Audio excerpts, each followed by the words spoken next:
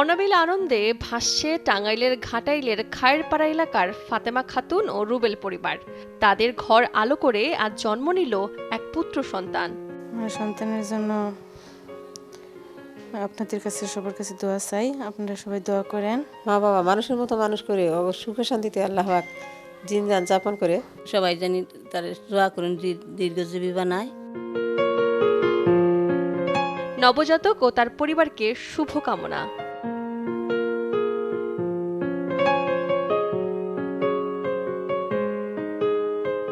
আমাদের লিটল স্টারের চাই double care twinkle baby soap, ত্বককে রাখে কোমল আর অ্যান্টিব্যাকটেরিয়াল ফর্মুলা রাখে জীবাণুমুক্ত।